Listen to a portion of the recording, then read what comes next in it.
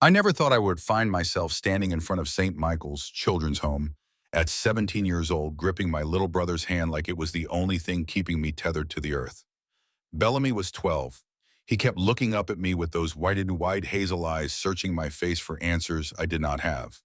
The wind picked up and blew his sandy hair across his forehead, and he did not even bother to push it away. He just stood there small and still, like a boy who had already learned that the world could take everything from you in a single night. "What is going to happen to us now, Ren?" I did not answer. I could not. The words were stuck somewhere deep in my chest, trapped beneath the weight of everything we had lost. 8 months. That was how long it had been since the accident. 8 months since the night I convinced our parents to take us to the late movie across town. 8 months since a drunk driver ran a red light and changed everything. I still remember waking up in the hospital, the fluorescent lights buzzing overhead, the smell of antiseptic and something else underneath it. Something metallic and wrong. A nurse standing beside my bed, her face arranged in that careful expression people wear when they are about to destroy your world. "Your parents did not survive the crash. I am so sorry." I remember screaming. I remember the pain shooting through my right shoulder and arm where the fire had burned through my skin. I remember a doctor explaining that I had second and third degree burns, that I would need skin grafts, that the scarring would be permanent. He spoke slowly, like he was reading from a textbook, like he was describing something that was happening to someone else entirely. But none of that mattered. What mattered was the empty chairs in my hospital room. What mattered was Bellamy crying in the bed next to mine, calling out for a mother who would never answer. What mattered was the weight that settled in my chest that night and never left. The weight of knowing it was my fault. If I had not begged to see that movie, if I had not insisted we go to the theater across town because they had better popcorn, if I had just been content to stay home and watch television like Dad suggested, they would still be alive. Mom would still be humming in the kitchen on Sunday mornings. Dad would still be teaching Belle how to throw a football in the backyard. We would still be a family, whole, unbroken, safe. But I had wanted popcorn, better popcorn, and now my parents were dead. There was something else I found in those first terrible days at the hospital, something I did not understand at the time but could not bring myself to throw away. When the nurses returned our parents' personal effects in clear plastic bags, I went through my father's jacket with trembling hands.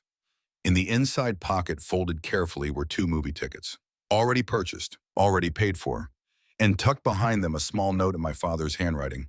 "Surprise for Ren tonight. Do not tell her I already bought the tickets." He had planned it. Before I ever opened my mouth that evening, before I ever begged or pleaded or made my case for the theater across town, my father had already decided to take us. He had bought the tickets during his lunch break. He had written that note to my mother with a smiley face at the end, the way he always did when he was excited about something. I stared at those tickets for a long time in my hospital bed. I turned them over in my fingers, reading the show time, the seat numbers, the date that would become the worst night of my life. But I was 17, and drowning in guilt, and the meaning of what I was holding did not reach me. Not then. I tucked the tickets back into the jacket pocket and zipped the bag shut, and I carried my guilt like a stone in my chest, heavy and sharp and permanent. I would not understand what those tickets meant for a very long time. The first weeks after we left the hospital were spent with a foster family in Louisville, the Whitfields. They seemed nice enough at first.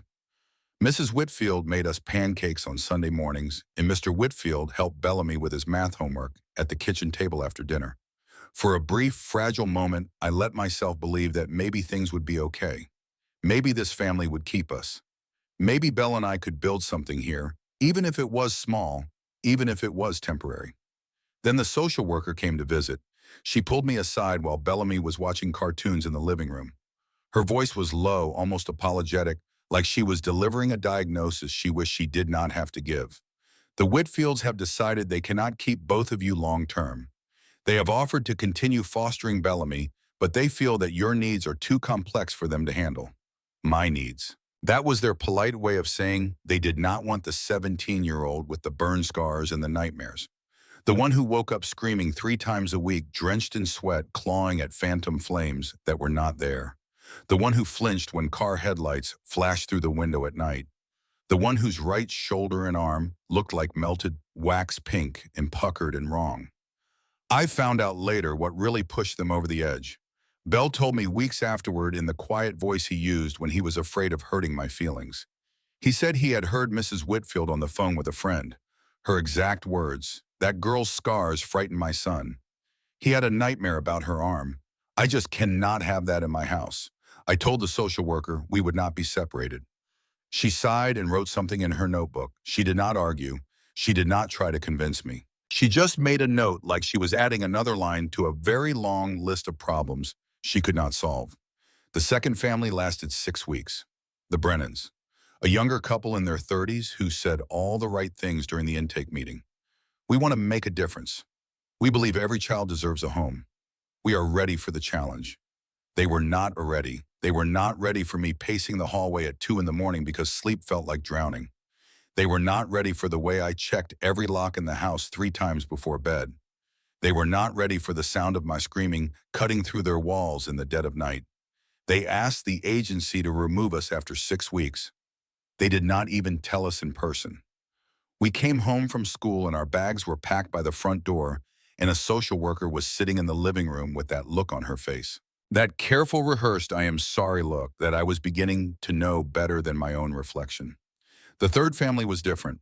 The third family almost broke me, but not in the way you might think. Her name was Mrs. Calloway, Patricia Calloway.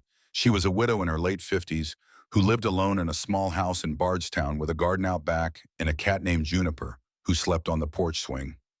She had fostered children for 15 years. She had seen everything. She was not afraid of scars or nightmares or a teenage girl who could not stop blaming herself for her parents' death. She took us both in without hesitation. She gave us rooms next to each other so Bell could knock on my wall if he needed me in the night. She kept a nightlight on in the hallway because she noticed I could not sleep in complete darkness. She never once stared at my scars. She never once made me feel like I was too much or too broken or too difficult to love. She was the first person since the accident who made me think that maybe, just maybe, the world still had good people in it. Bell adored her. He started smiling again, small smiles that did not quite reach his eyes, but were smiles nonetheless. He helped her in the garden after school, pulling weeds and watering tomatoes and talking to Juniper like the cat could understand every word. He was healing, slowly, unevenly, but healing. We were there for 2 months when Mrs. Calloway sat us down at the kitchen table one afternoon. She had made hot chocolate, the real kind, with milk and cocoa powder and a little bit of vanilla extract. She always made hot chocolate when she had something important to say. "I need to tell you both something, and I need you to be brave for me." She was sick, cancer, the kind that had already spread too far by the time they found it. She had known before she took us in, but she had taken us anyway because she did not want us to spend another night without someone who cared. She thought she would have more time. She was wrong. "I have to stop fostering," she said. Her eyes were wet, but her voice was steady. "The agency is coming to pick you up on Friday. I want you to know that this is not your fault. This is not because of anything you did or did not do. This is just life being unfair, and I am so sorry." Bellamy did not cry. That was what scared me the most. He just nodded very slowly and went upstairs to his room and closed the door. When I checked on him an hour later, he was sitting on the bed with a sketchbook in his lap drawing. The page was filled with gray, nothing recognizable, just gray. Layer after layer of pencil pressed so hard into the paper that the lead had torn through in places. That was the night I stopped believing in anything good lasting. That was the night I learned truly and completely that I was cursed, that anyone who got close to me would suffer for it. My parents were dead because I wanted popcorn.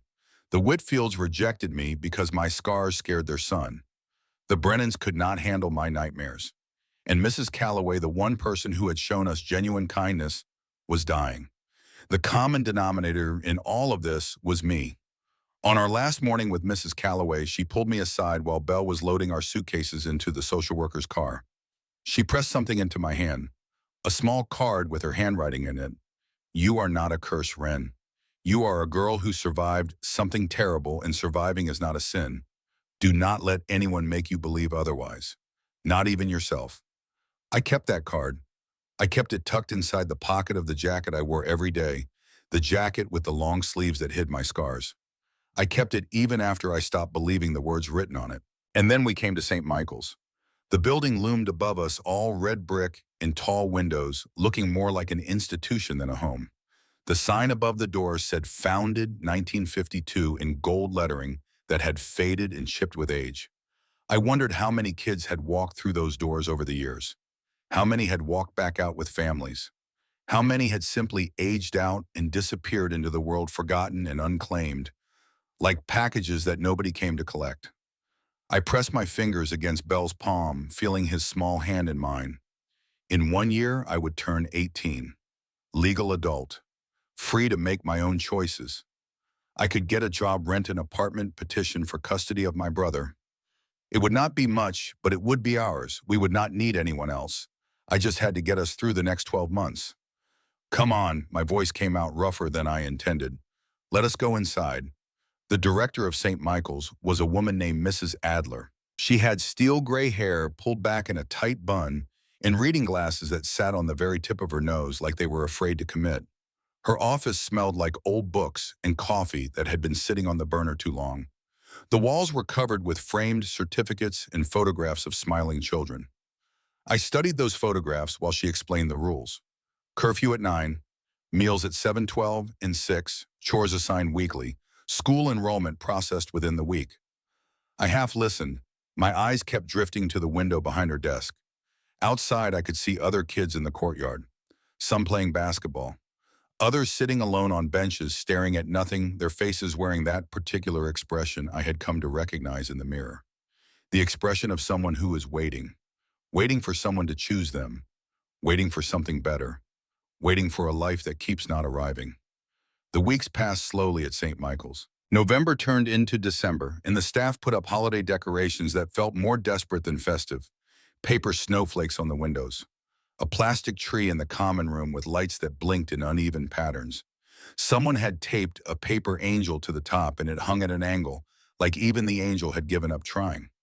Belle found a friend, a quiet girl named Destiny, who had been at St. Michael's for 3 years. She had braids that she twisted between her fingers when she was nervous, which was most of the time. They would sit together at meals and whisper about things I could not hear, and sometimes if I watched from across the room, I could see the ghost of a smile on Belle's face. But the gray drawings continued. I found them everywhere, stuffed under his mattress, folded into his textbooks, crumpled in the trash can in his room, page after page of nothing but gray. No shapes, no figures, no landscapes. Just gray pressing down on white paper until the white disappeared entirely. I asked him about it once. He shrugged and said he liked the color. I did not push it. I was afraid of what he might say if I did. I kept to myself mostly. The other girls my age had their own problems, their own stories, their own reasons for being here. We did not talk about those things. There was a girl named Tatum who had been at St. Michael's longer than anyone. She had this way of looking at new arrivals, this flat measuring stare that said, I have seen 100 kids like you come through those doors, and I have watched every single one of them leave without me. She never spoke to me directly. She did not need to. Her silence said everything. We just coexisted, moving around each other like planets in separate orbits, close enough to feel each other's gravity, but never quite touching. Belle worried me more than anything. The gray drawings were one thing, but there were other signs. He stopped asking about the future. He used to do that constantly in the foster homes and the car rides between placements. He would ask me where we would live when I turned 18, what kind of apartment we would get, whether we could have a tour, whether the kitchen would have a window. He had a whole list of questions about a life that did not exist yet, and he would cycle through them like a boy flipping through the pages of a catalog, picking out the parts he wanted to believe in. At St. Michael's, the question stopped. He stopped talking about the apartment. He stopped talking about the dog. He stopped talking about the window in the kitchen. It was like the future had become a country he no longer believed in, a place on a map that someone had erased while he was not looking. One night I heard him talking to Destiny through the wall. Their rooms were next to each other, and the walls at St. Michael's were thin enough that you could hear someone breathing on the other side if the building was quiet enough. I pressed my ear against the plaster, not proud of it, but unable to stop myself. Do you think anyone ever actually leaves this place? Belle's voice muffled, but unmistakable. Destiny's reply was so quiet I almost missed it. Some kids do, the little ones mostly. The cute ones. The ones who do not have too much wrong with them. What about the rest of us? A long pause. Then Destiny said something that made my heart crack right down the middle. The rest of us just get older. I pulled away from the wall and sat on my bed in the dark, and I made a decision. I would not let that happen to Bellamy. I did not care what it cost me. I did not care how many extra shifts I had to work, or how many meals I had to skip, or how many nights I had to spend awake, planning and scheming, and fighting the system that had already failed us so many times. My brother was not going to become one of the ones who just got older. He was going to have a life, a real one, with a window in the kitchen and herbs on the sill and maybe even a dog. I just had to figure out how. At night, I would lie in my narrow bed and stare at the ceiling, listening to the sounds of the buildings settling around me, the pipes clanking, the radiator hissing. Sometimes I could hear crying from other rooms, sometimes laughter, sudden and startling, like a bird calling out in a storm. Sometimes nothing at all, just the thick, heavy silence of a place where hope goes to sit down and never stand back up. I would tell myself stories to fall asleep, stories about the future, the apartment Belle and I would have someday. Small but clean, with a window in the kitchen where we could grow herbs on the sill, a couch where we could watch movies on Friday nights, a life that belonged to us and no one else. A life where I did not have to be afraid of being left behind because there would be no one left to leave us. Those stories were the only thing that kept me going.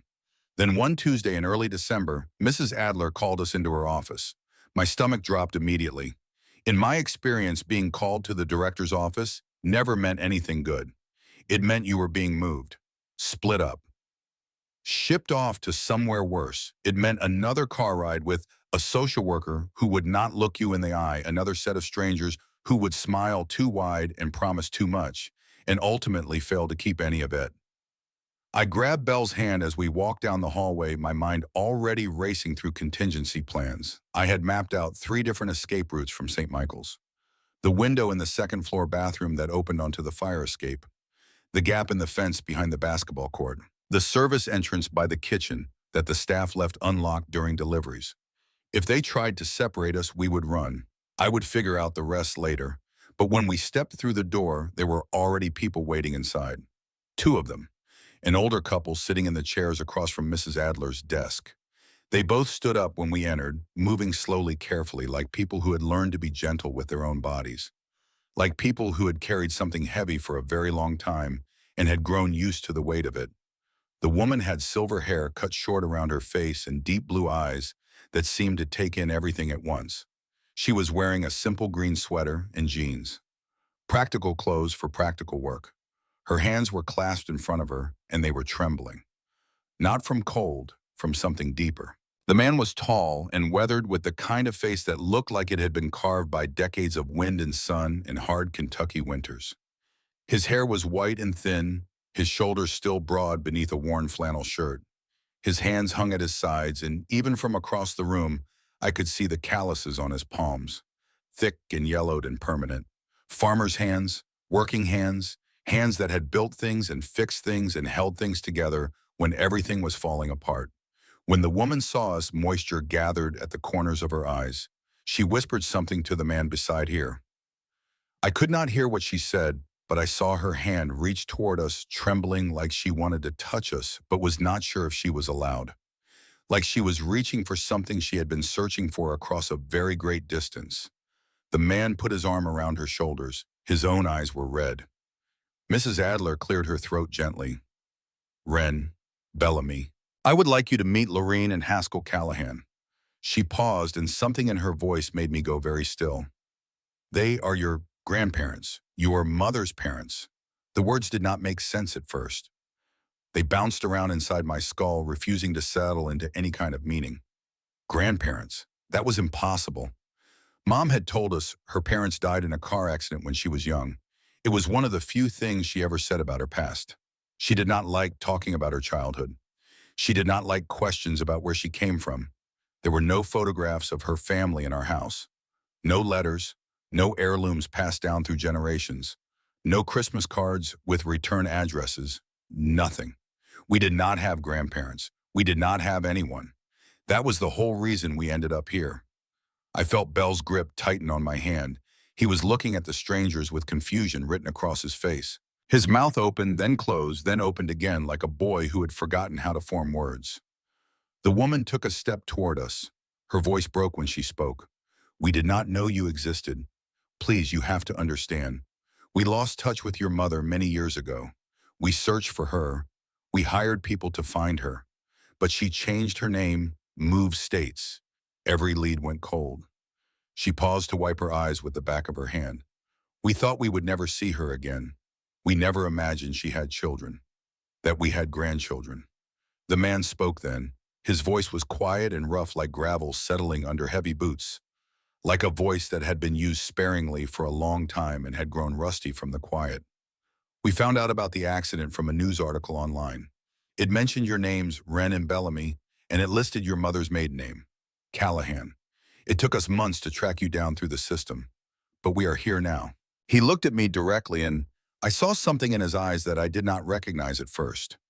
It took me a moment to understand what it was. It was hope, raw and terrified and desperate. The hope of a man who knows he is asking for something enormous and has no idea whether he deserves to receive it. If you will have us, he said, we would like to take you home. I did not trust them. How could I? These people were strangers. They claimed to be our grandparents, but we had never met them, never heard their names, never seen their faces in any photograph. Mom had told us they were dead. Why would she lie about something like that? Unless they were the liars. Unless this was some kind of scheme, some scam to get access to two vulnerable kids. Maybe they wanted the foster care money. Maybe they wanted something worse. I had learned to be suspicious of adults who claimed to want to help. Help, in my experience, was a word people used right before they let you down. But Mrs. Adler vouched for them. She showed me the paperwork. Birth certificates linking our mother to the Callahan family. DNA tests confirming the biological connection. Background checks that came back clean. Home studies that showed a stable environment. She spread it all out on her desk like evidence in a trial, letting me read every page, every stamp, every signature. They really are who they say they are, she told me privately after Lorene and Haskell had stepped into the hallway to give us space. I would not have called you in here if I was not absolutely certain. But there was something else in the paperwork. Something that sent ice through my veins. Our mother's birth certificate listed her name as Catherine Callahan. Not Caroline Matthews, not the name on her driver's license, her bank statements, her mail, the name Bellamy and I had known our entire lives. Catherine Callahan, a stranger's name, a ghost's name. My mother had not just lost touch with her parents. She had erased herself completely. She had become someone else. She had built an entire life on a foundation of lies, and she had never told us a single word about any of it. I looked at the birth certificate for a long time. The ink was old, slightly faded. The paper was thick and official. And there in the space marked mother's name and father's name were the names Lorene Callahan and Haskell Callahan. This was real. These people were real. And everything my mother had told me about where she came from was a lie. The question was why. That night, Bell came to my room. He climbed onto my bed the way he used to do when we were little, back when climbing into your sister's bed to talk about your worries was still an acceptable thing to do. He pulled the blanket over his legs and sat with his back against the wall, and for a while neither of us spoke. What do you think? His voice was small in the darkness. I do not know. They seem nice. The woman Lorene. She cried when she looked at us. Do you think she was faking? I do not know, I said again. Bell was quiet for a moment. I could hear him breathing slow and careful, like he was choosing each breath deliberately. I want to believe them. I know that is probably stupid. I know we have been disappointed before. But I want to believe that maybe this time something good is actually happening to us. I stared at the ceiling, feeling the familiar weight pressing down on my chest. Bell needed this. He needed a home, a family, people who would help him with his homework and teach him things and tell him everything was going to be okay. He needed something I could not give him, no matter how hard I tried, no matter how many escape routes I memorized or contingency plans I made. I could not be his sister and his parent in his safe place all at once. I was 17 years old and I was drowning. And the only thing keeping me afloat was the grip of a 12-year-old boy who still believed in second chances. And if these strangers were really our grandparents, if they really wanted us, if they really could give Bell what he needed. Okay, I said quietly, we will go.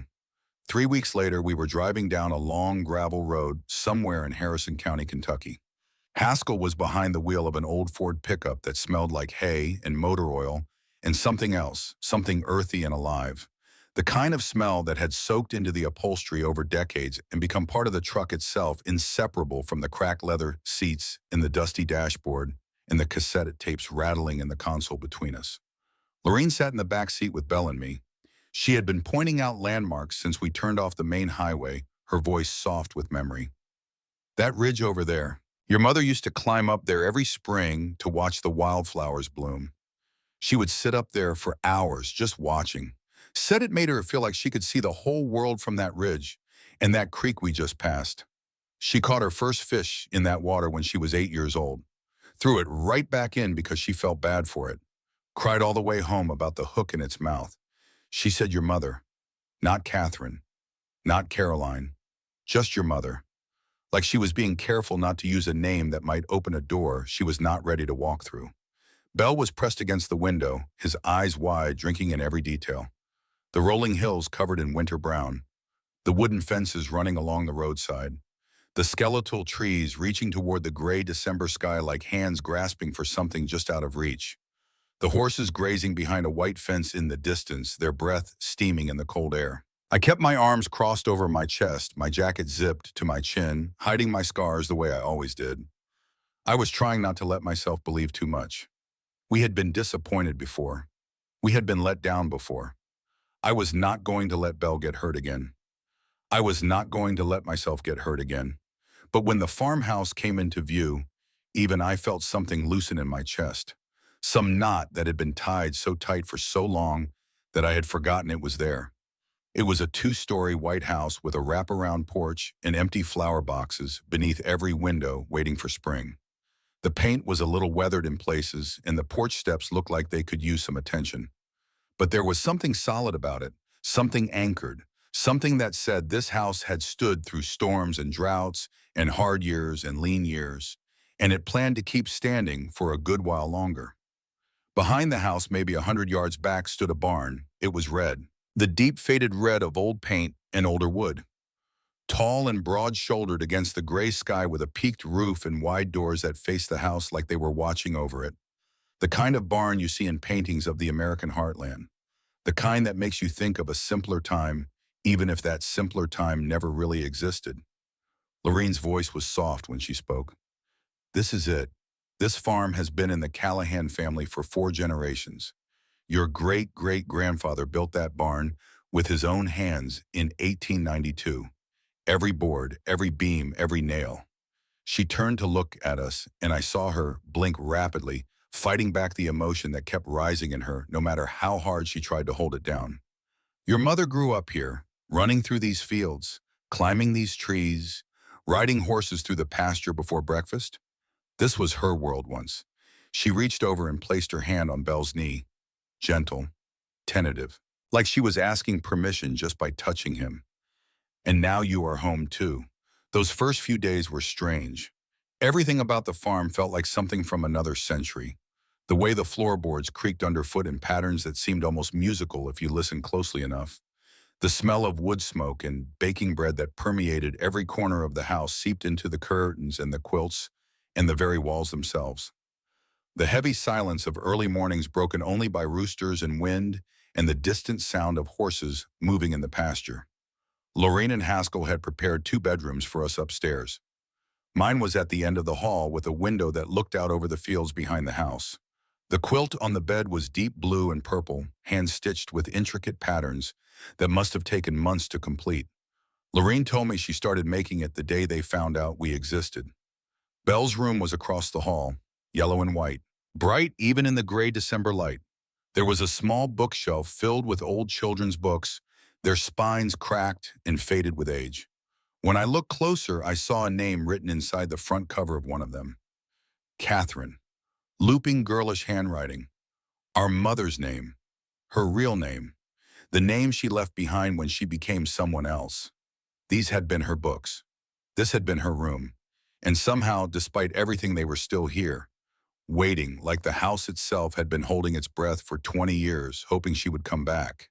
She never did. But we were here now, and I was not sure yet what that meant. I ran my fingers along the spines of those books, feeling the old paper and cloth beneath my fingertips. One of them was a collection of fairy tales, the kind with dark illustrations and stories that did not always end happily. Another was a field guide to Kentucky wildflowers, its pages swollen with pressed flowers that had been placed between the chapters decades ago. They crumbled when I opened the book, releasing a ghost of a scent that was half dust and half something sweet and green, something that had been alive once, a long time ago, in a world where my mother was still a girl named Catherine, who pressed flowers into books and wrote her name on the inside cover in careful cursive. I closed the book and put it back on the shelf. I did not know why, but I could not look at it any longer. Lorraine and Haskell were patient with us. They did not push us to call them Grandma and Grandpa. They did not demand affection or gratitude. They just gave us space, let us explore the farm at our own pace, answered our questions when we asked them, but never pressed us to ask more. Haskell was a man of few words, but the words he did speak carried the kind of weight that made you stop and listen, the way you stop when you hear thunder in the distance. He got up before dawn every morning to tend to the animals, and after a few days he started taking me with him. Not asking, just leaving the door to my room open on his way past the smell of coffee, drifting up the stairs like an invitation. We would walk the fence lines together in the early morning light, checking for damage, looking for places where animals might escape or predators might get in. He showed me how to read the land, how the way the grass bent could tell you which direction the wind had been blowing during the night, how the color of the sky at dawn could predict whether rain was coming, how the horses behaved differently before a storm, grouping together, standing with their tails to the wind. You have good instincts, he told me one morning as we mended a broken section of fence together. His hands moved with the quiet confidence of someone who had done this work 10,000 times before. You notice things most people miss. Your mother was the same way. He did not say it with sadness. He said it like a fact, like noticing things was a gift that had been passed down through the family, the way other families pass down eye color or the shape of their hands. Bell took to farm life immediately the way a seed takes to good soil. He spent hours in the chicken coop talking to the hens like they were old friends, giving them names and elaborate backstories. He named all the horses too. There was Biscuit, a gentle brown mare with soft eyes, who let Bell brush her mane for as long as he wanted. There was Thunder, a gray gelding who was not nearly as fierce as his name suggested. And there was Maple, a chestnut with a white star on her forehead, who followed Bell around the pasture like a following its favorite person. It was the first time I had seen my brother smile in months. Really smile. The kind that started in his eyes and worked its way down to his mouth, slow and genuine like sunrise. And the drawings changed, not all at once, but I noticed. The gray was still there, but now there were other colors creeping in around the edges. A stroke of brown that might have been a horse. A smudge of green that could have been a field. He was not healed. Neither of us was. But something was shifting quietly the way the ground shifts in spring when the frost begins to loosen its grip. But there was one place on the farm they told us we could not go. The barn. That beautiful red barn that stood behind the house like a silent guardian, watching over the property with its wide doors and weathered walls. The barn that had been built by our great-great-grandfather's hands more than a century ago. The barn that looked as solid and enduring as anything I had ever seen. Haskell explained it to us casually one evening over dinner. His tone was easy, matter-of-fact, the way you might explain that a certain road was closed for construction, or that a particular drawer in the kitchen stuck and you needed to jiggle it. The barn is old, the floorboards are rotting in places, and the structure is not as sound as it used to be. I have been meaning to either restore it or tear it down for years now, but never found the time. Until I get around to fixing it up, I need you both to stay out of there. I do not want either of you getting hurt. We promised. Bell nodded earnestly, already distracted by the slice of pie Lorene was sliding onto his plate. I nodded too, but even as I said the words, something did not sit right, because I noticed things. Haskell said so himself. I noticed that the barn did not look dangerous from the outside. The walls were straight, the roof was intact. The red paint was faded, but the wood underneath looked solid, well-maintained, not the kind of structure that was about to collapse on someone. I noticed that the big double doors were not just closed, they were padlocked shut with a heavy chain. A thick industrial chain with a padlock the size of my fist. The kind of security measure you use to keep people out of something valuable, not to keep them safe from rotting floorboards.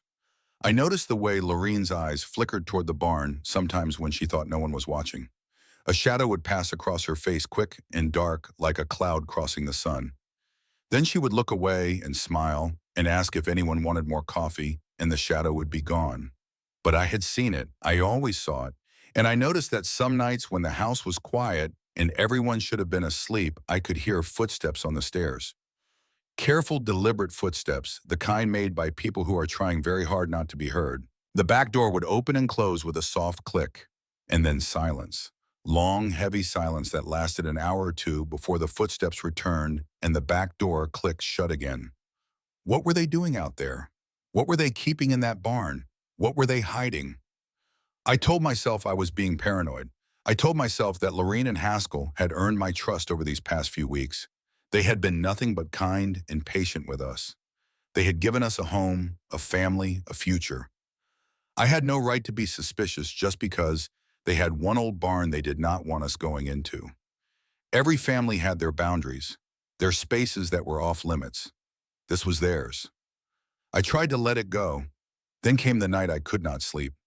It happened about a month after we arrived. January had settled over the farm like a heavy blanket, cold and gray and unforgiving. I woke up from the nightmare, the same one I always had. The screeching tires, the impact, the flames climbing up the side of the car like living thing, orange and hungry. Bellamy screaming somewhere in the darkness, my own hands burning, and the smell, God, the smell. I sat up in bed, heart pounding so hard I could feel it in my teeth, sweat cooling on my skin, turning cold against the winter air that seeped through the old window frame. The clock on my nightstand said 2:47 in the morning. I got up to get a glass of water, but something made me stop at the window first. I do not know why. Maybe some instinct, some gut feeling that had kept me alive through 8 months of being shuffled from one place to another. Some deep animal part of my brain that was always watching, always listening, always waiting for the next bad thing to happen. I looked out at the yard below, silver and blue in the moonlight, and I saw light coming from inside the barn.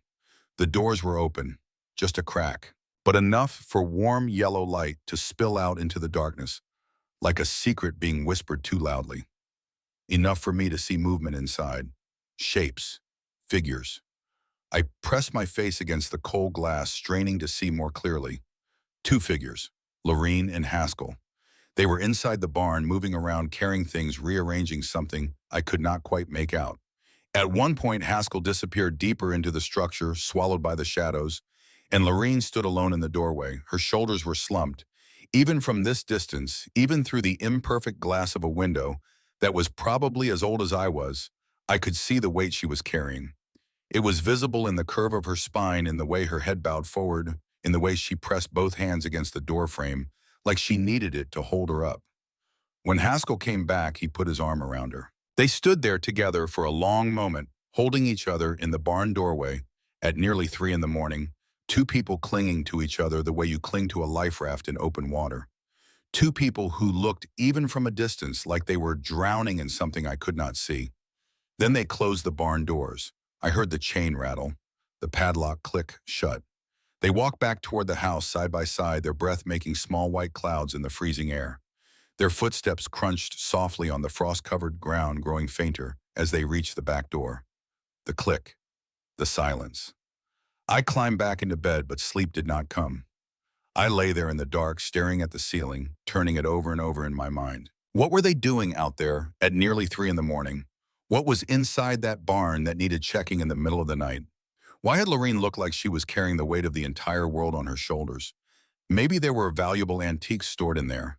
Maybe important farm equipment they were worried about in the cold. Maybe they were just organizing old family possessions and could not sleep. There could be 100 innocent explanations, But I was a girl who had learned to read warning signs the way other girls learned to read books. I was a girl who had been let down by every adult who had ever promised to keep her safe. I was a girl who had learned through pain and loss and disappointment that the truth was usually hiding in the places people told you not to look. And despite my promise to stay away from that barn, despite everything Lorene and Haskell had done for us, despite the gratitude I genuinely felt toward them, the gratitude that sat right alongside my suspicion, like two animals sharing the same cage, I knew I was going to find out what they were hiding. I had to, not for myself, for Bellamy, for the Bond who was finally starting to smile again, for the boy who was drawing colors instead of gray, for the boy who called Lorene grandma for the first time last week and made her cry into her apron while she pretended she had gotten flour in her eyes. If this family was hiding something dangerous, something that could hurt my brother, I needed to know. Before it was too late, before we lost one more thing that we could not afford to lose. I lay in the dark listening to the old house settle around me, and I began to plan. Outside, the wind moved through the bare trees, making a sound like whispered conversation. The barn stood in the moonlight, red and silent and full of secrets. And somewhere in the darkness of that ancient structure, behind the chain and the padlock and the careful lies about rotting floorboards, was the truth about who Lorene and Haskell Callahan really were. The truth about who my mother really was. And the truth about why she had spent my entire life pretending that these people, these grandparents who cried when they saw us, who made quilts for children they had never met, who spoke about their daughter with a love so raw it made the air in the room feel heavy. The truth about why she had told us they were dead. I pressed my hand against the cold window glass one more time, staring at the barn until my eyes ached from the effort of seeing in the dark. Then I pulled the quilt up to my chin, the quilt Lorene had stitched by hand during the months she spent searching for us, and I closed my eyes. Sleep did not come for a long time, but the plan was already forming, clear and sharp and inevitable like a crack spreading slowly through ice. I waited 3 more days before I made my move. 3 days of watching Lorene and Haskell, studying their routines, noting when Haskell left for town and how long he was usually gone, noting when Lorene was most absorbed in her work, the times of day when the kitchen swallowed her whole and she disappeared into the rhythm of kneading and rolling and stirring her hands coated in flour, her mind somewhere far away. The guilt gnawed at me constantly. These people had taken us in when no one else would. They had given us beds to sleep in and food to eat and warmth against the Kentucky winter. They had not asked for anything in return except our trust. And here I was planning to betray that trust the first chance I got. But I kept thinking about all the foster families who had seemed nice at first. All the promises that had been broken. All the times Belle and I had been moved like old furniture from one house to another. Our feelings irrelevant, our needs unconsidered, our pain invisible to everyone except each other. I had learned the hard way that kindness could be a mask, that people could seem warm and welcoming and then turn out to be something else entirely when the door was closed and the social worker had driven away. I was not going to let my guard down just because Lorene made good pie and Haskell taught me how to read the weather. Not until I knew for certain what they were hiding behind that padlocked door. The opportunity came on a Saturday morning in early January. Haskell had driven into town to pick up supplies from the hardware store, a trip that usually took him at least 2 hours, sometimes longer, if he stopped at the feed store or ran into someone he knew, which he always did. People in Harrison County moved at their own pace, and a trip to town was as much about conversation as it was about commerce. Lorene was in the kitchen. I could hear her from the hallway, the steady rhythm of dough being worked against the counter, the soft sound of her humming a melody I did not recognize.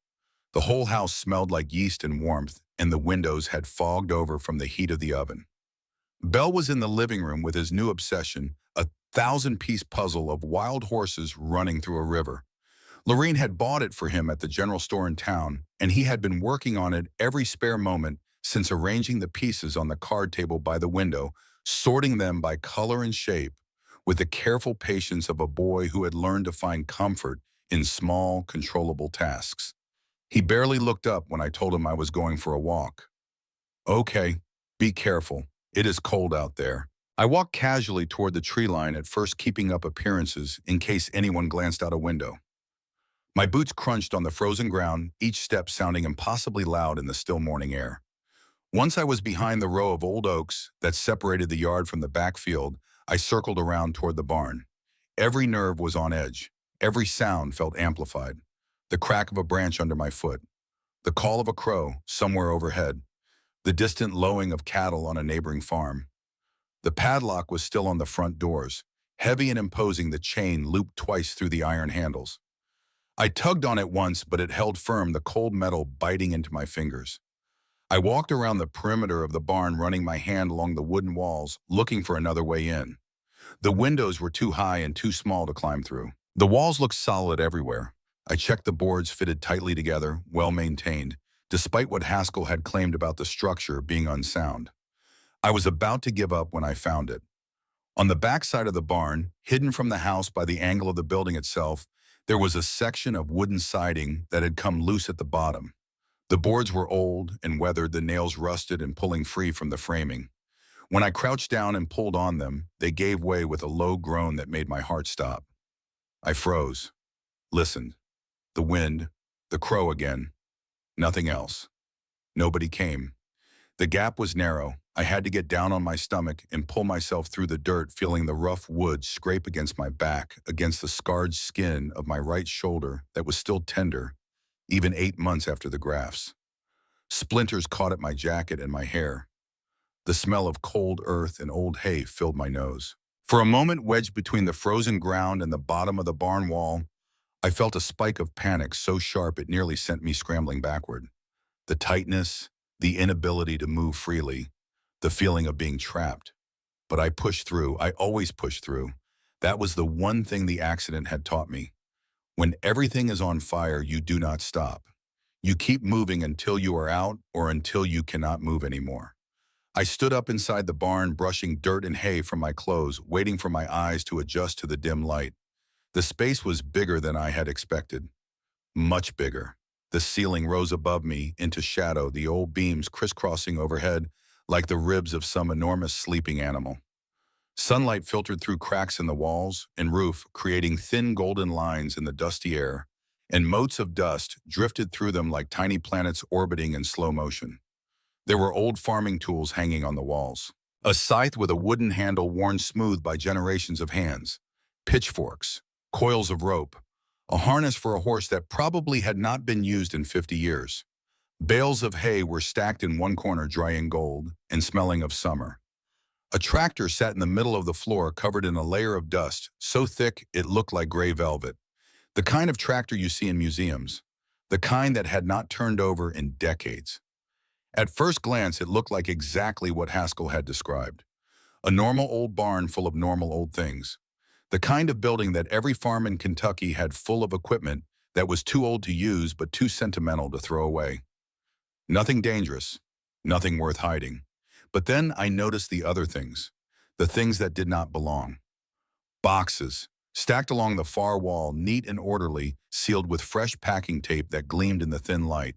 Not old boxes, not dusty boxes, new boxes recently packed, recently organized. I counted 12 of them. A camping stove, the portable kind, sitting on a wooden crate with a propane canister beside it. Blankets folded neatly on top of another crate. Thick wool blankets, the kind you would need if you were sleeping somewhere without heat. Jugs of water, plastic gallon jugs, at least a dozen of them, lined up against the wall like soldiers standing at attention. Canned food arranged on makeshift shelves constructed from old boards and cinder blocks. Beans, soup, vegetables, fruit, enough to feed 2 people for weeks, maybe longer.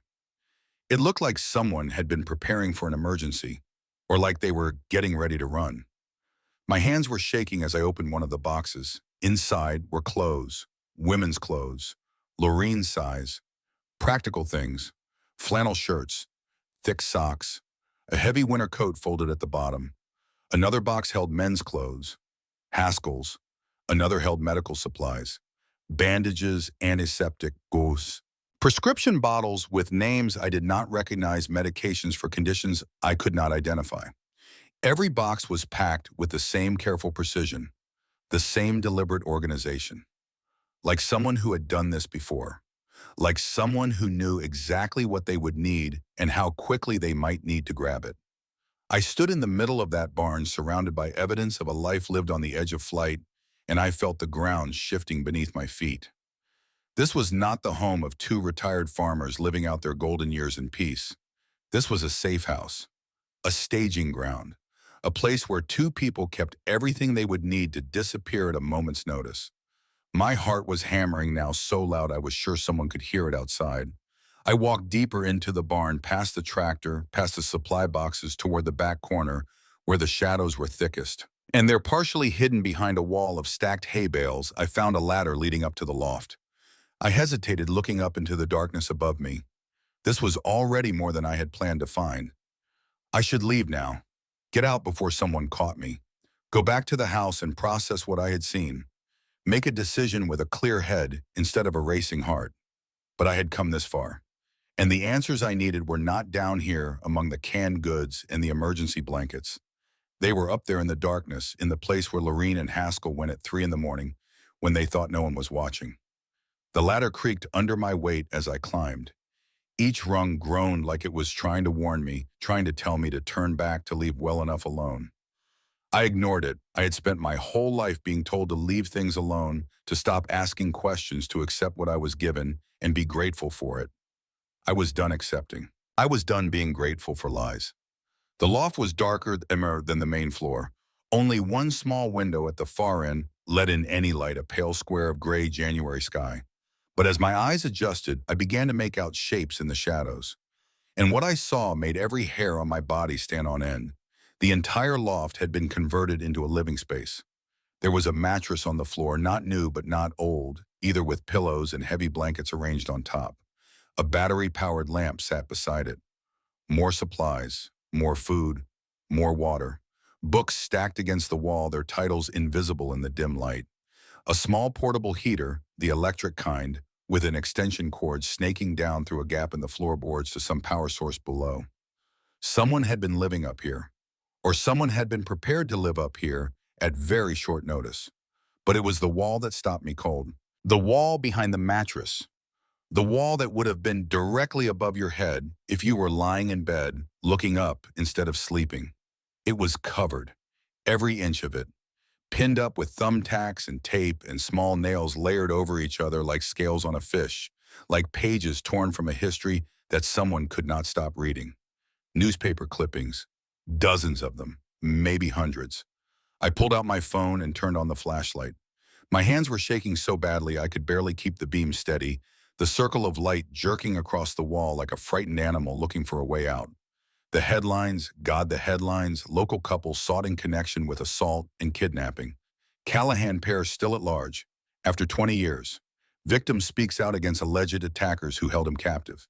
And there in the accompanying photographs, grainy black and white images printed on newsprint that had yellowed with age, were younger versions of Lorene and Haskell. Their faces unmistakable even across 2 decades. Lorene's jaw, Haskell's brow. The same eyes I had looked into across the dinner table just hours ago. The same eyes that had filled with tears when they first saw Belle and me in Mrs. Adler's office. Those eyes, those kind, patient, gentle eyes, staring out from wanted posters. I started reading the articles. My phone light moved from one clipping to the next, and the story assembled itself in front of me like a puzzle I did not want to solve.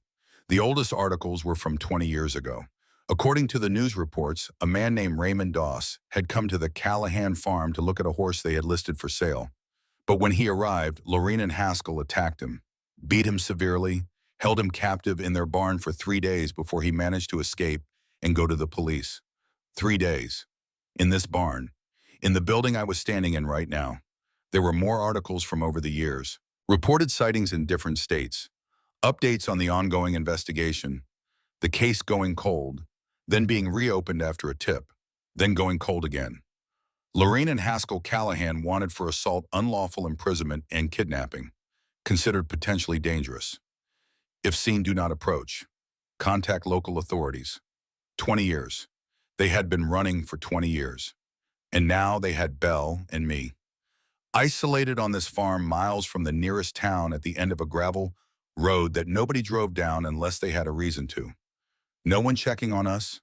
No one who knew we were here except the system that had already failed us so many times I had lost count. I felt the bile rising in my throat.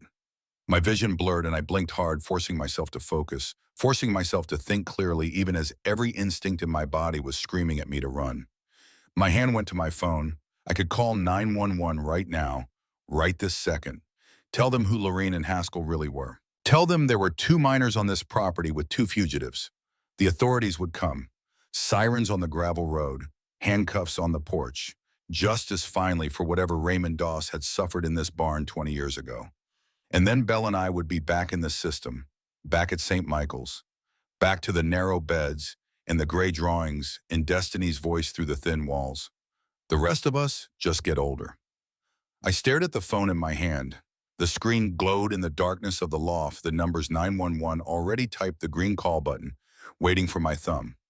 One press, one single press of my finger, and everything would change. Again. Colton. No, that was not my name. My brain was scrambling, mixing up the story, mixing up reality with the chaos of everything I had just discovered.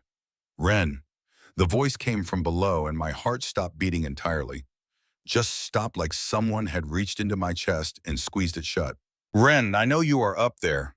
Lorene's voice, soft but clear, not angry, not panicked, just clear the way a person sounds when they have been expecting something for a long time, and it has finally arrived.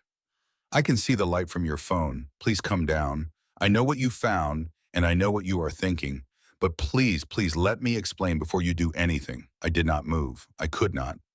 My legs had locked in place, my muscles rigid, my body caught between the impulse to run and the impossibility of running.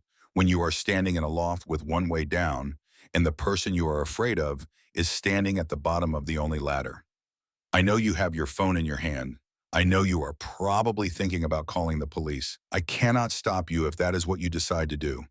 But if you have any doubt at all, please come down and let me tell you the truth first. Her voice broke on the last word, not dramatically, not theatrically. It just cracked the way old wood cracks when it has been holding weight for too long. Please, Ren, your mother would want you to hear the truth. I do not know why that worked. Maybe it was the mention of my mother. Maybe it was the pain in Lorene's voice, the kind of pain that is almost impossible to fake because it comes from somewhere so deep that no actor in the world could reach it.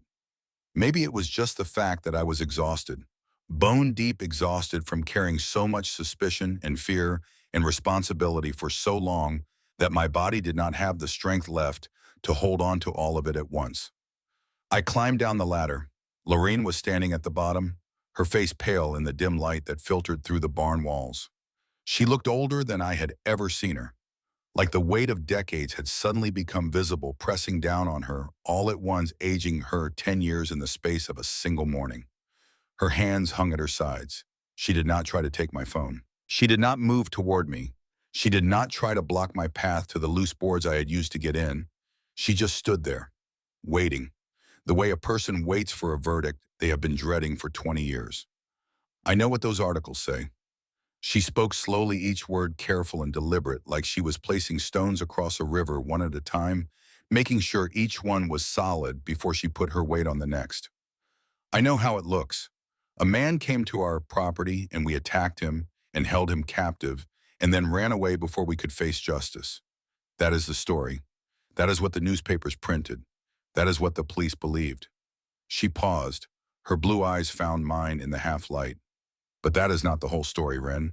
That is not even close to the whole story. Then tell me. My voice came out sharper than I intended, edged with a fear I could not quite control. Tell me why I should not call the police right now. Tell me why I should trust anything you say when you have been lying to us this whole time. We did not lie to you. We are your grandparents. We did lose touch with your mother. We did spend years searching for her. All of that was true. Every word. But this.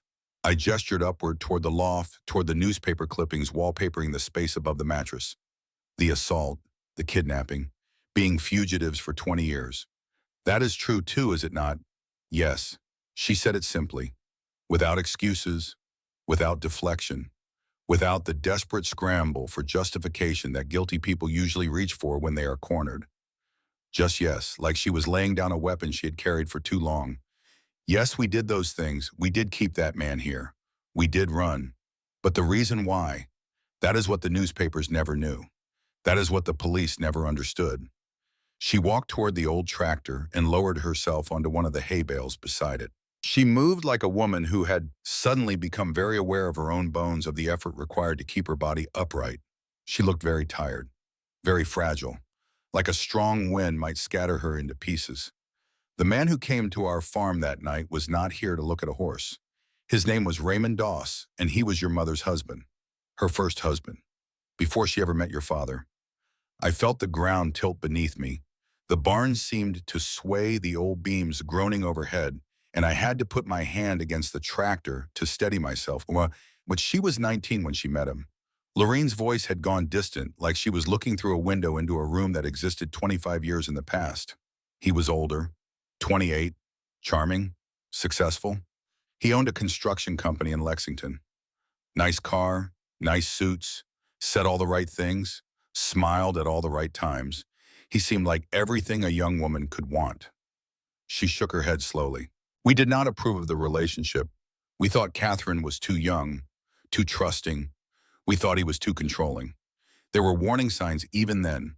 Small things, the way he always decided where they would eat, the way he answered questions she had been asked, the way his hand would tighten on her arm when he did not like what she was saying. But Catherine was stubborn. Lord, she was stubborn. She said she loved him. She married him against our wishes. She moved to Lexington to be with him. She stopped, drew a breath, let it out, drew another.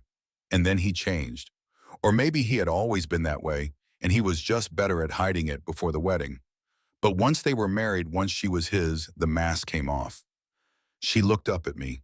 Tears were running down her cheeks, following the veins and creases that 20 years of running had carved into her face. He heard her wren. He controlled everything she did, everyone she talked to, everywhere she went. He told her what to wear, what to eat, who she could see. He isolated her from everyone who loved her. And when she disobeyed, when she pushed back even a little, he made her pay for it. She called us one night, crying so hard she could barely speak. She had bruises she was trying to hide, but we could hear the pain in her voice. We begged her to come home. We said we would protect her.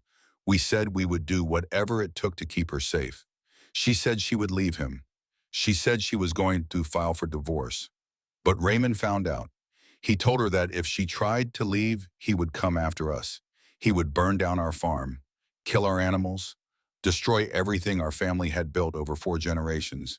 He said he had friends who would help him. He said no one would ever be able to prove it was him. He said he had done it before. Your mother was terrified, not for herself, for us. Lorene wiped her eyes with the heel of her hand. So she did something incredibly brave and incredibly desperate. She faked her own death. The words hung in the air between us like smoke. She staged a car accident on a rural road in the middle of the night, left her identification in the burned-out vehicle, made it look like she had died in the crash, and then she disappeared. Changed her name, changed her hair, moved halfway across the country, started a completely new life as a completely new person.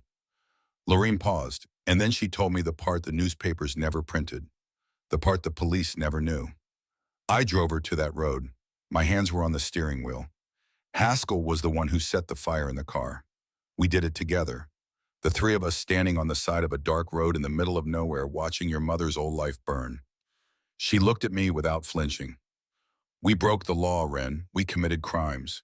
Insurance fraud, falsifying a death, destroying evidence. We knew what we were doing, and we did it anyway, because the alternative was watching our daughter be destroyed by a man who would never stop hurting her as long as he believed she was alive.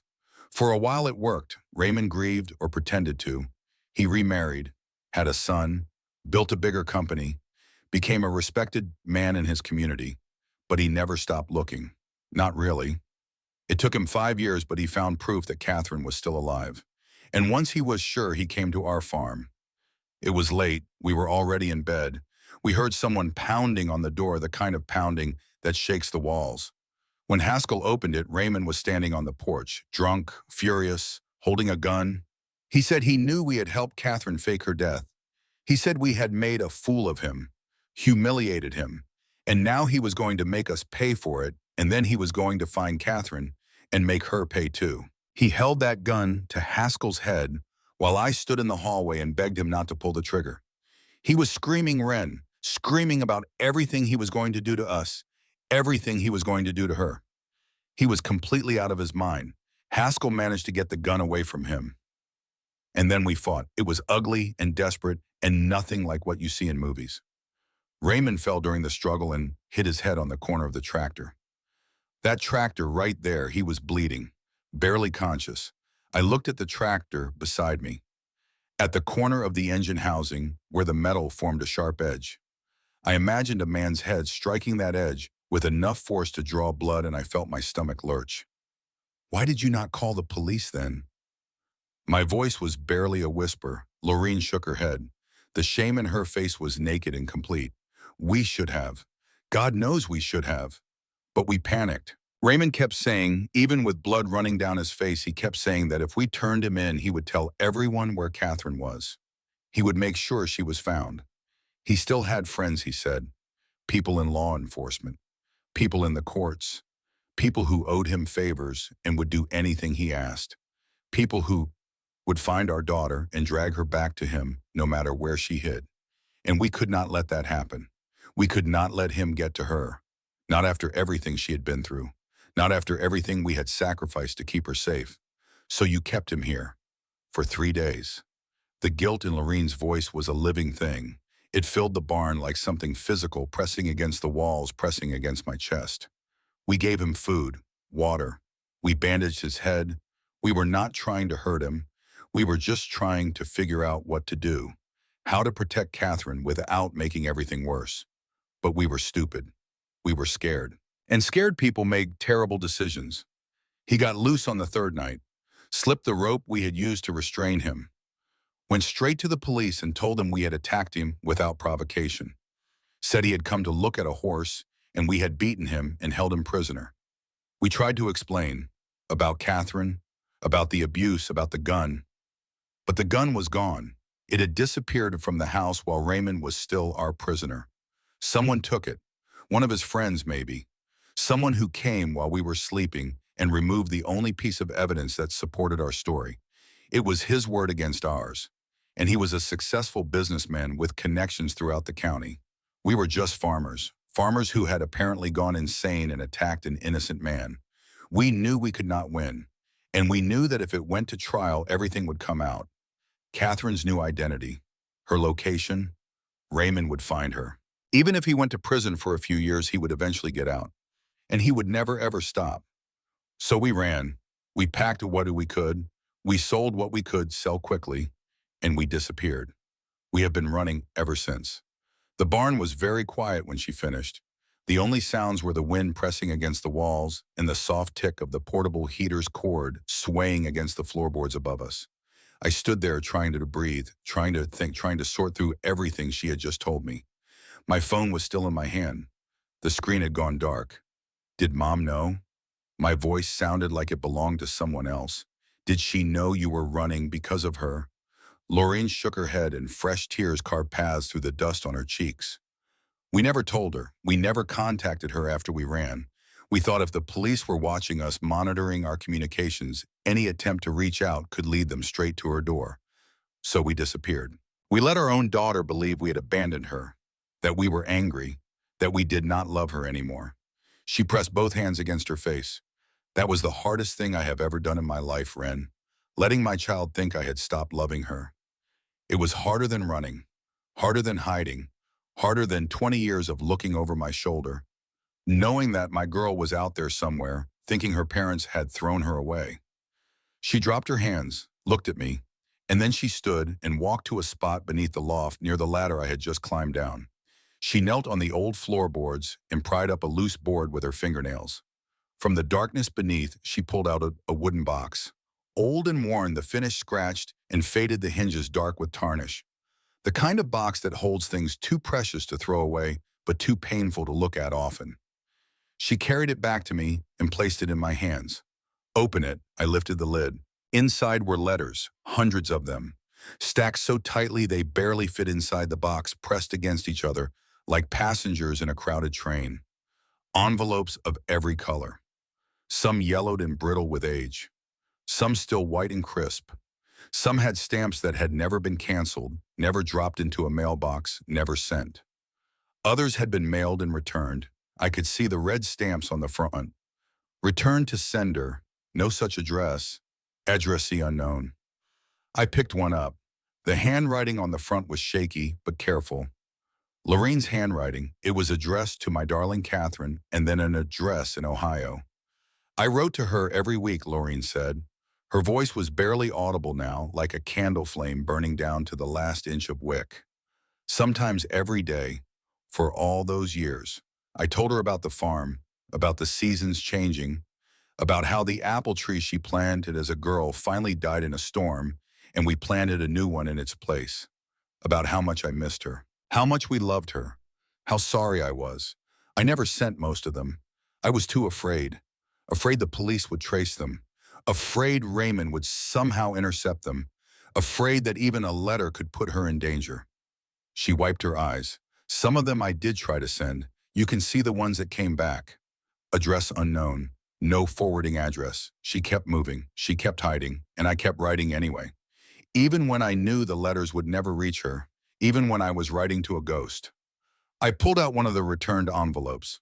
The stamp was postmarked 15 years ago.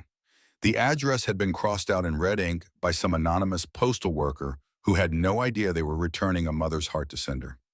I opened it. My darling girl, today is your birthday.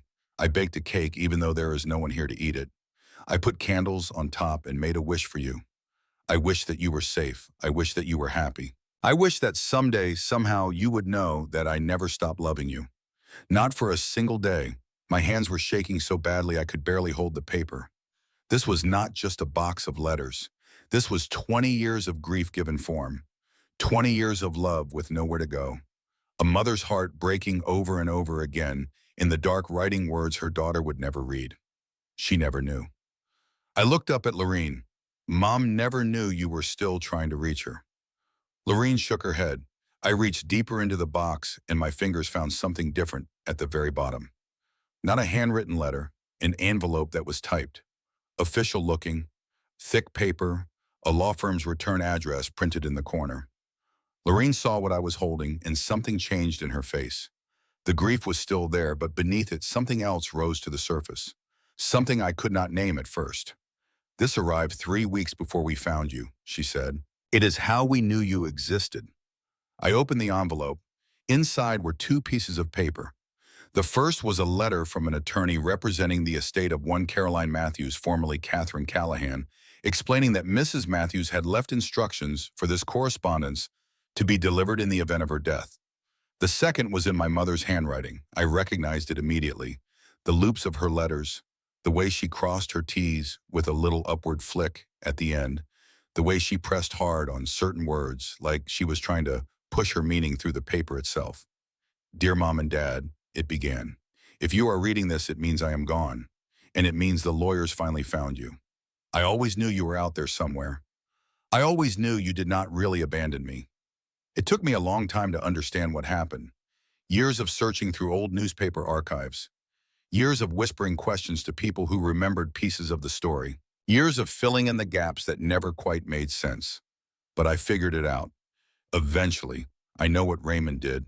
I know what you did to protect me. I know why you had to run. And I forgive you. I forgave you a long time ago. I am so sorry I never reached out. I was scared the same way you were scared. Scared that if I tried to find you, I would put you in danger. Scared that Raymond still had people watching. Scared that one phone call or one letter would unravel everything you had sacrificed for me. But I want you to know that I had a good life. I met a wonderful man. I had 2 beautiful children, Ren and Bellamy. They are my whole world. They are the best thing I have ever done. I have enclosed information about where they will be placed if anything happens to me and their father. If you can find them, please take care of them. Please give them the life I had growing up on the farm. The life with horses and open fields and stars you can actually see at night. The life I always wanted to give them, but was too afraid to go back for. Tell them about me, the real me. Tell them about the farm. Tell them about the family they never got to know, and tell them that I love them, that I have always loved them, that I am so sorry I will not be there to watch them grow up. Take care of my children, Mom and Dad, and know that I love you too. I never stopped. Your daughter, Catherine. I do not know how long I stood there. The letter had fallen from my hands at some point, drifting to the dusty floorboards like a leaf in autumn. I was crying. I could feel the tears on my face, hot and steady, dropping from my jaw onto the front of my jacket. My mother knew. She knew everything. She knew why her parents had disappeared.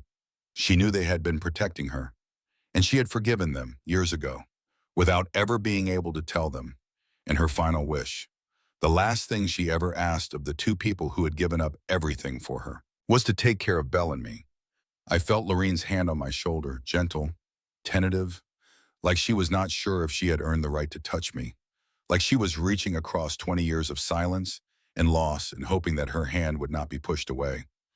I turned and fell into her arms, and for the first time since the accident, I let someone hold me while I broke apart. That evening, Belle noticed something was different. He found me standing at my bedroom window, staring out at the barn in the fading light. The red paint looked almost black in the dusk, and the padlock on the door caught the last of the sun and flashed once before the shadow swallowed it. You know something. He said it as a statement, not a question. About the barn, about why they do not want us going in there. You found out. I looked at my little brother, 12 years old. He had lost so much already. Our parents, our home, every sense of security he had ever known. Did I have the right to take this away from him too? The only real family we had left. The grandmother who was teaching him to make pie. The grandfather who had started showing him how to care for the horses. The first people since Mrs. Calloway who had made him feel like he belonged somewhere. I will tell you someday. I said it carefully, weighing every word. When you are older, when it makes more sense, but for right now, I need you to trust me. Can you do that? He studied my face for a long moment. His hazel eyes, so much like our mother's, moved across my features the way they moved across a puzzle, looking for the piece that would make the picture come together. Are they good people, Lorene and Haskell? Are they really our grandparents? Yes, I said it with more certainty than I had felt about anything in 8 months. They are good people, and they are really our family. He nodded slowly.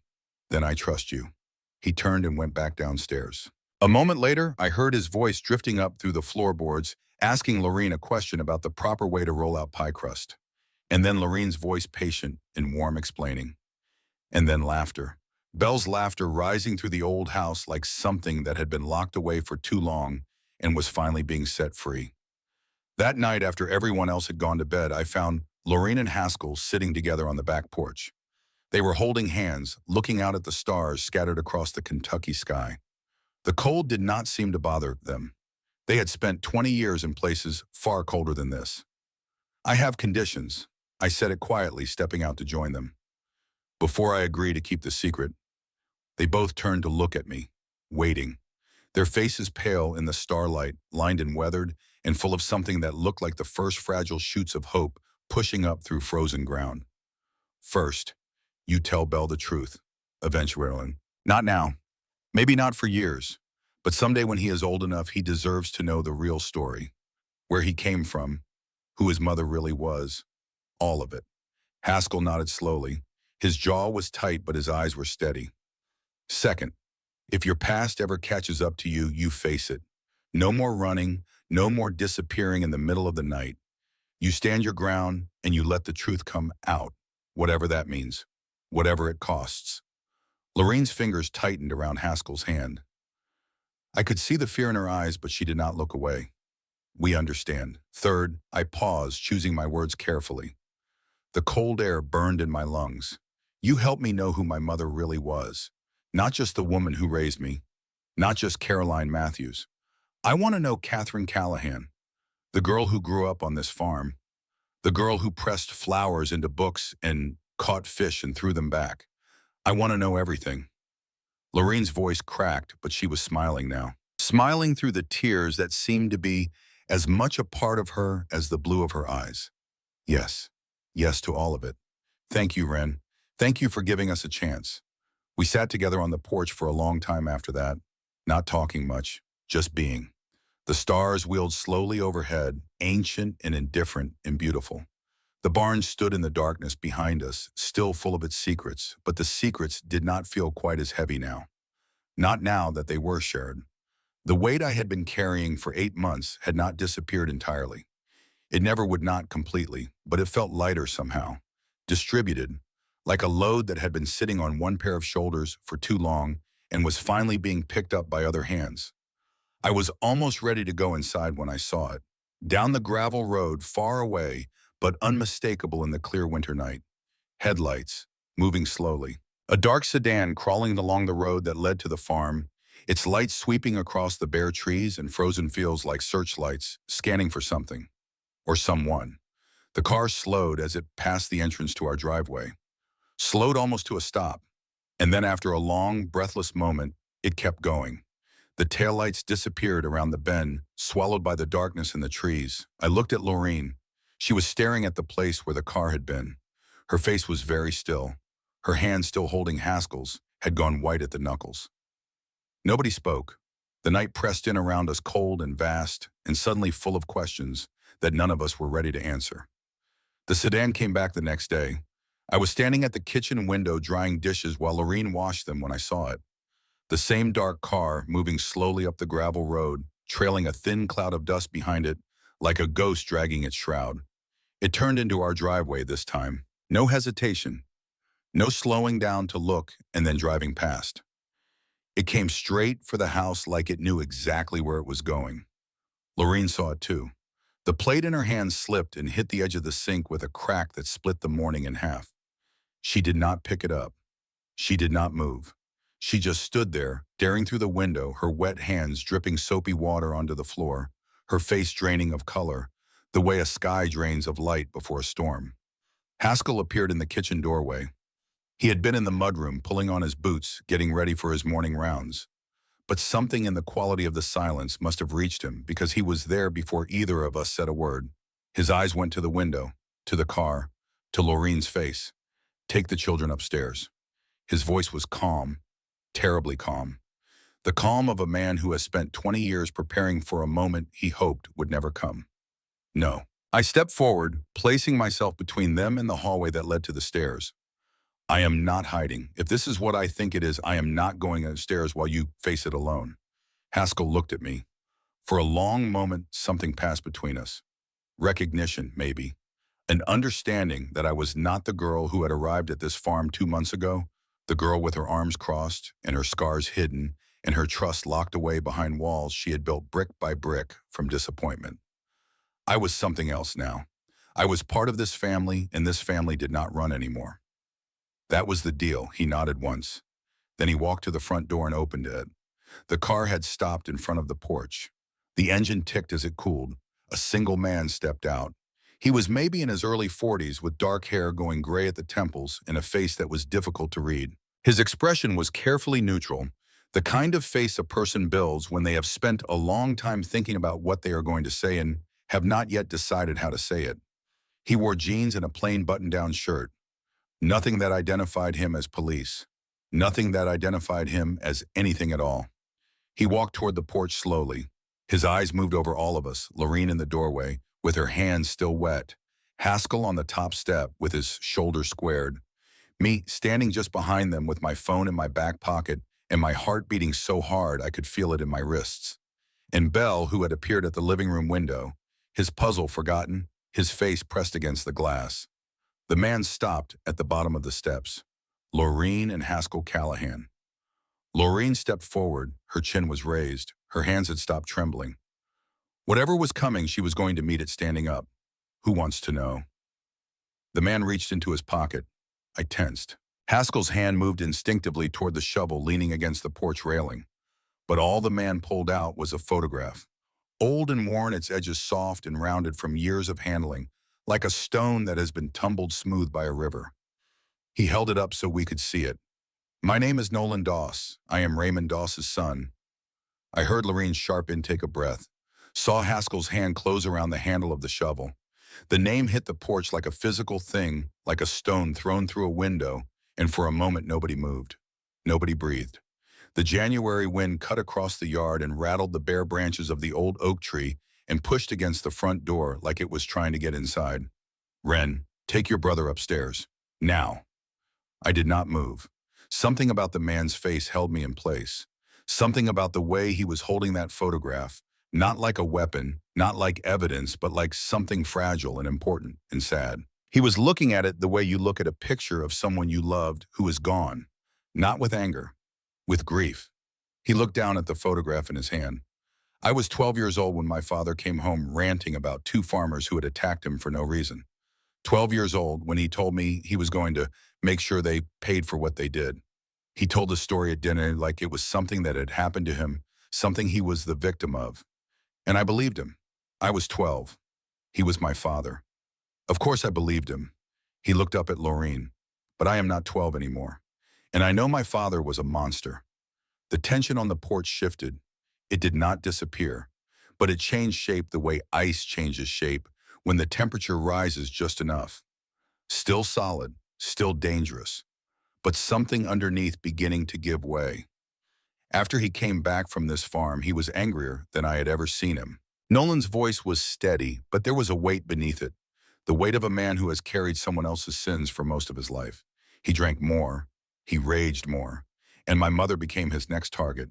He held the photograph out toward us. I could see it more clearly now. A woman, young, dark hair pulled back from a face that was pretty in a tired, worn-down way. Eyes that looked like they had seen too much and had stopped being surprised by any of it. She tried to leave him 4 times. Each time he found her. Each time he brought her back. Each time the punishment was worse than the last. He paused, swallowed. The muscles in his jaw worked beneath the skin. Finally, she gathered enough evidence that the police could not look the other way anymore. Hospital records, photographs of what he did to her, statements from neighbors who had heard the screaming through the walls. He nearly killed her that last time. Put her in the hospital for 3 months. Shattered her cheekbone. Collapsed her lung. She was 34 years old and she looked 60. He put the photograph back in his pocket, carefully, the way you handle something that is simultaneously the most precious and the most painful thing you own. He got 15 years, served 8, died in a prison fight about 8 years ago. Something about gambling debts he could not pay. The kind of man who made enemies everywhere he went, even behind bars. He has been dead now longer than he was ever in prison. I watched Nolan's face for any sign of grief, any flicker of loss or regret, or the complicated, tangled love that children sometimes feel for parents who did not deserve it. There was none. His face was clean of it, swept bare like a field after a fire. I have been trying to find you for years. He looked at Lorene, then at Haskell, then at me. Not to hurt you, not to finish what my father started, not for revenge or justice or any of the things you are probably afraid of right now. He took a breath. I came to apologize for what he did to your daughter, for what he did to you, for the 20 years he stole from your lives, and I came to tell you something I thought you should know. He reached into his other pocket and pulled out an envelope. White, crisp, official. My father had connections everywhere. Friends who owed him favors, people in law enforcement, people in local government, people in the courts. A whole network of men who looked the other way when he hurt women and closed ranks when anyone tried to hold him accountable. When he died, all of that died with him. Every last thread of it. There is no one left looking for you. No one left who cares about a 20-year-old case that most people have forgotten ever existed. He held the envelope out to Haskell. I talked to a lawyer before I came here. A good one. The statute of limitations on the charges against you expired 5 years ago. Even if someone wanted to prosecute, they legally cannot. The case is dead. It has been dead for half a decade. Haskell took the envelope. His hands, those big, calloused farmer's hands that had built fences and delivered foals and held his wife through 20 years of fear, those hands were shaking. You are free, Nolan said. You have been free for 5 years. You just did not know it. The words settled over the porch like the first warm day after a long winter. Free. Such a small word for such an enormous thing. 4 letters, 1 syllable.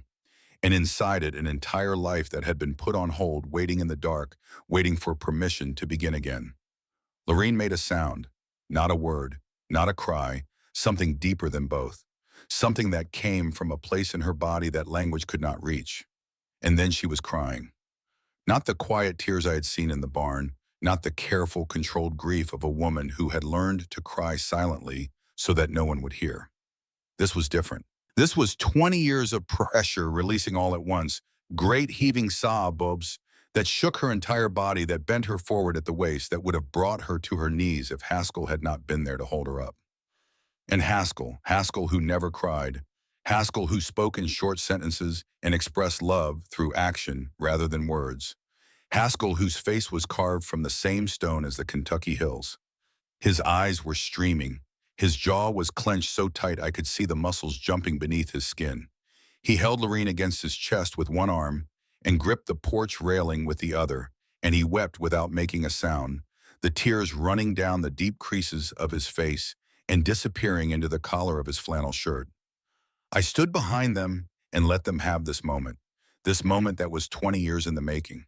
This moment that they had earned with every sleepless night, every cold morning in a new town, every letter written and never sent, every birthday spent alone, every Christmas without their daughter, every day of looking over their shoulders and wondering if today was the day it all fell apart.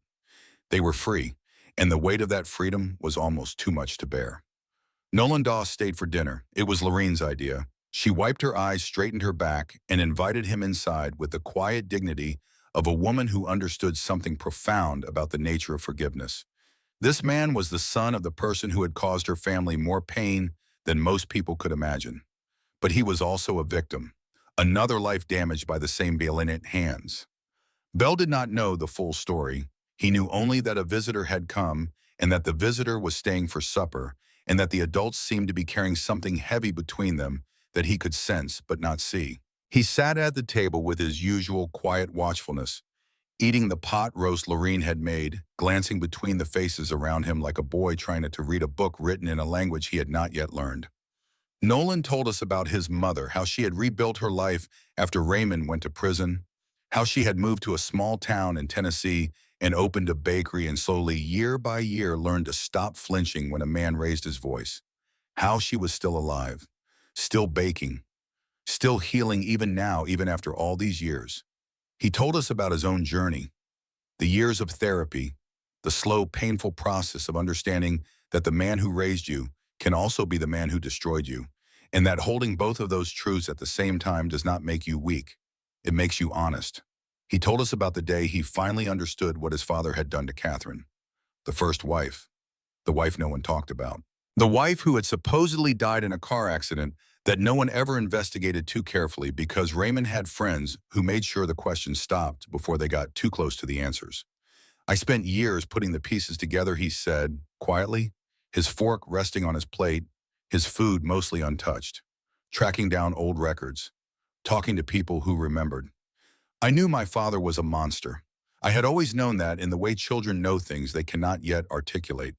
But I did not understand how many lives he had wrecked until I started really looking. He looked at Lorene. What you did keeping him here for those 3 days, it was not right. I know that. You know that. But I also know why you did it. You were trying to protect your daughter from a man who would have hunted her to the ends of the earth if he thought she was still breathing. He paused. I cannot give you back the years you lost. I cannot undo what my father did. But I can tell you that he is gone. Truly gone. He cannot hurt anyone anymore. Not your daughter's memory. Not these children. Not you.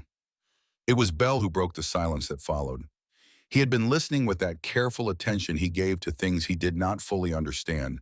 His head tilted slightly to one side, his hazel eyes moving between Nolan and Lorene with a quiet intensity. Your dad, was he mean to you too? The table went still. Lorene's hand tightened on her napkin. Haskell's eyes dropped to his plate. I held my breath. Nolan looked at my brother for a long moment. Then he nodded. Yes, he was. Bell considered this. Then with the devastating simplicity that only a 12-year-old can manage, he asked the question that none of the adults at that table had the courage to ask. Did he love you? Nolan was quiet for what felt like a very long time. The clock on the wall ticked. The radiator hissed. Outside, the wind pushed against the windows like it was trying to hear the answer. Not in the way a father should love his son, No, Bell nodded slowly, like this confirmed something he had already suspected about the world. Then he picked up his fork and went back to his pot roast, and the conversation moved on, carried forward by the simple, stubborn momentum of a family sitting around a table, doing the most ordinary and most sacred thing in the world, sharing a meal. After Nolan left, after his taillights had disappeared down the gravel road and the sound of his engine had faded into the evening silence, we sat together in the living room. All four of us. Bell had curled up beside me on the couch, his head against my shoulder, his body warm and heavy, with the drowsy weight of a boy who had eaten too much pot roast and was fighting to stay awake. "What happens now?" I asked. Haskell looked at Laureen. She wiped her eyes one last time and smiled. And when she spoke, her voice was clear and strong and full of something I had not heard in it before. Not hope exactly, something beyond hope. Certainty. Now we live. We stop running, we stop hiding, we stop waiting for the other shoe to drop. She reached over and took my hand, and her grip was firm and warm and sure. Now we become the family your mother wanted us to be. 2 weeks later, another car came up the drive. This time, Laureen did not freeze. This time, Haskell did not reach for anything. They knew who was coming. They had been expecting him. Sheriff Harlan Bryce was an older man, maybe late 60s, with a face that had seen too many cold mornings and a pair of eyes that had seen too many things he wished he could forget. He had a measured way of moving slow and deliberate, like a man who had learned a long time ago that rushing led to mistakes and mistakes led to consequences that kept you up at night. He sat on the porch with a cup of coffee cradled between his palms, looking out at the fields like a man who had something heavy to deliver and was gathering his strength for the lifting. I was 23 years old when that case came across my desk. He spoke without looking at us, his eyes fixed on the horizon, on the line, where the brown winter fields met the gray winter sky. A young deputy, still learning, still believing that the system worked the way it was supposed to work.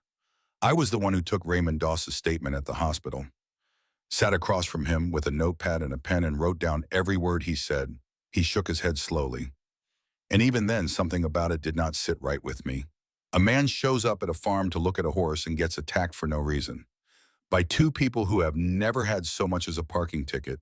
Two people who were known throughout the county as honest, hardworking, decent folks. The kind of people who brought casseroles to sick neighbors and plowed the church parking lot after snowstorms without being asked. He took a sip of his coffee. "After you disappeared, I kept digging. On my own time. Quietly. Found out things about Raymond Doss that never made it into the official record. His history of violence, the restraining orders filed by other women, the first wife who had supposedly died in a car accident, but whose body was never actually recovered from the wreckage." He looked at Laureen. "I tried to bring it to my superiors, but Raymond had friends, people in the department, people above the department, people who were not interested in looking too closely at the life of a man who donated generously to the county sheriff's re-election campaign." He set his coffee down on the porch railing. Eventually, I had to let it go. The case went cold. Life moved on. I made detective, made sergeant, made sheriff. And the whole time for 40 years, that case sat in the back of my mind like a splinter I could not reach. He reached into his jacket pocket and pulled out a folded piece of paper. "When I heard you two had come back to the farm, I pulled the old files from storage. The department digitized everything about 5 years ago, and during that process, I found something that had been misfiled for 2 decades. He unfolded the paper carefully the way you unfold something that is old and fragile and important. It was in a folder marked for a completely different case. Someone buried it there deliberately. I have my suspicions about who. One of Raymond's friends in the department, most likely. A man named Colbert who retired in '04 and died of a heart attack in '09. But it does not matter now. What matters is what is on this paper." He held it out to us. It was a photograph. Grainy and dark, printed on the kind of paper that police departments use for surveillance images. 20 years ago, a security camera still framed from a gas station. The timestamp in the corner read the exact date of the night Raymond Doss claimed he was attacked without provocation. The image showed a car pulling into the gas station lot. Through the windshield, blurred but unmistakable, was the figure of a man behind the wheel. And in that man's hand, clearly visible, even through the grain and the glare, and the 2 decades of age that separated the image from the present moment, was a gun. This proves he came to your farm armed, Sheriff Bryce said. It proves he was the aggressor, not the victim. It proves that everything he told the police that night was a lie. Every single word. He folded the photograph and placed it on the porch railing beside his coffee cup. The statute of limitations has long since expired. There is nothing to prosecute even if there was a district attorney in this county who wanted to try. But I thought you should have this. Proof, after all these years. Proof that you were telling the truth all along. He stood up slowly the way older men stand when their knees have been protesting for the last decade, and they have learned to negotiate with the pain rather than fight it. I am sorry it took me so long to find this. I am sorry you spent all that time running when you should have been here, living your lives, raising your granddaughter and grandson, being the people you always were. He looked at Belle and me. But at least now these children will grow up knowing the truth about their grandparents, that you are good people who were put in an impossible situation, that you protected your daughter the only way you knew how, and that the law, even when it fails you for 20 years, eventually finds its way to the truth. He put on his hat, tipped it to Lorene, shook Haskell's hand and walked back to his cruiser. We watched him drive away down the gravel road until the dust settled and the sound of his engine was swallowed by the wide quiet fields. Lorene was standing very still beside me. Her eyes were dry. She had cried so much in the past 2 weeks that I think her body had simply run out of tears. But there was something on her face that I had never seen before. Peace, real peace, the kind that goes all the way down to the bone. Haskell was leaning against the porch post, his arms crossed, staring out at the fields. His shoulders, those broad, strong shoulders that had carried so much for so long, were relaxed. For the first time since I had known him, his body did not look like it was braced for impact. He just looked like an old farmer standing on his porch on a winter afternoon, watching his land, thinking about spring. 6 months later, the farm was unrecognizable, not the land itself. The land was the same eternal in the way that Kentucky land is eternal, rolling in green and gold under the summer sun, the fields stretching toward the horizon like a promise that kept going. But everything else had changed. The flower boxes beneath the windows were overflowing with blooms, red and yellow and purple, spilling over the edges like joy that could not be contained within the space allotted to it. The porch steps had been repaired, the fence lines mended, the pasture gates hung straight and true, and the barn had been transformed. The emergency supplies were gone, donated to the church in town. The newspaper clippings had been taken down from the loft wall, folded carefully, and filed away in a box with the letters. The mattress and the portable heater in the camping stove had been removed. The padlock and the chain were gone. The doors stood open in the summer breeze and sunlight poured through them like water through a broken dam, flooding the old floorboards with warmth and light. It was just a barn again, a beautiful old red barn that smelled like hay and horses and history. Nothing more. Nothing less. I turned 18 on a morning in June. The air smelled like cut grass and honeysuckle, and the particular sweetness that Kentucky summer has, the sweetness of things growing and blooming and being alive. Bell came bursting into my room before dawn the way he did everything now, with energy and noise and a complete disregard for other people's sleep schedules. Wake up. Grandma Lorene is making your favorite breakfast, and Grandpa Haskell says he has something to show you after. Get up, come on! I groaned and pulled the pillow over my head. It is barely light outside, Belle. He yanked the pillow away with the righteous authority of a 12-year-old who has decided something is happening and will not be deterred. It is your birthday. You do not get to sleep in on your birthday. That is the rule. He was grinning. His whole face was alive with it, bright and open and full of the kind of happiness that does not need a reason. The shadows that had haunted his eyes for so long, the gray that had seeped into his drawings, all of it was fading. Not gone. Maybe never completely gone, but fading the way scars fade slowly over time until one day you look at them and realize they are part of you, but they no longer define you. I let him drag me downstairs. The kitchen was warm and golden with morning light. Lorene was at the stove humming the melody she always hummed, the one I had never been able to identify and had eventually stopped trying to. It was hers. It belonged to this kitchen, to this house, to the rhythm of her hands moving over pots and pans and mixing bowls. Bacon sizzled, pancakes bubbled on the griddle, The coffee maker gurgled and hissed. Haskell was sitting at the table with his cup, a wrapped package beside his plate. He looked up when I came in, and his face did something it rarely did. It softened. "Happy birthday, sweetheart." He had started calling me that a few weeks ago, the first time I had not known how to respond. The word had landed in my chest like a bird settling on a branch it was not sure could hold its weight. But now it felt natural. Now it felt like it had always been there waiting for someone to say it. For the first time since the accident, I wore a short-sleeved shirt. It was something I had been building toward for months without fully realizing it. The slow process of uncovering. Of letting the scars on my right shoulder and arm be visible pink and puckered against my skin. The topography of a night that had taken everything and somehow impossibly led me here. Lorene glanced at my bare arm as she set a plate of pancakes in front of me. She did not stare. She did not look away. She simply looked the way you look at something that is part of someone you love, and then she smiled and went back to the stove. After breakfast, Haskell took me out to the barn that had held so many secrets.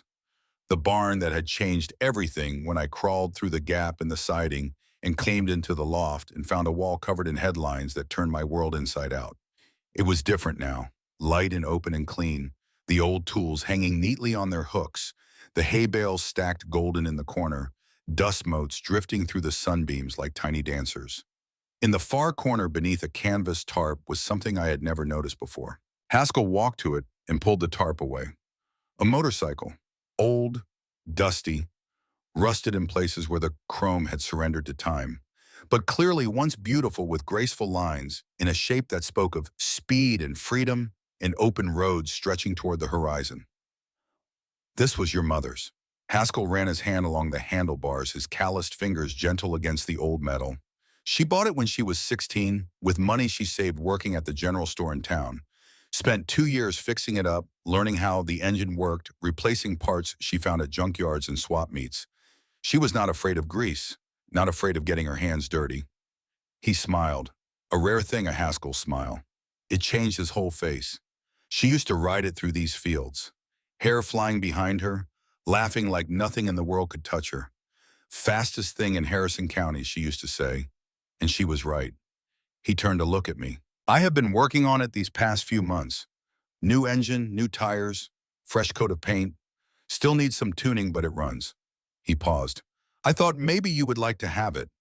I stared at the motorcycle, at this machine that my mother's hands had touched, that her body had sat upon, that had carried her through the fields of this farm when she was my age, when she was still Catherine Callahan, before the world broke her and she broke herself to get away from it.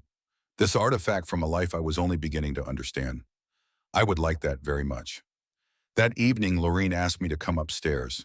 She led me to the room at the end of the hall, the room that had been my mother's. I had looked into it before seeing the faded posters on the walls and the dusty books on the shelves. But I had never really entered. It had felt like trespassing, like walking into a church after hours. Lorene opened the door and stood aside. "I want you to have these things." She walked to the dresser and picked up a small wooden box, not the box of letters. Something different, smaller, more intimate. These were her treasures, the things she loved most in the world, the things she kept on this dresser every day of her life until the day she left. Inside, I found a locket on a thin gold chain with a faded photograph inside too small and too old to make out clearly.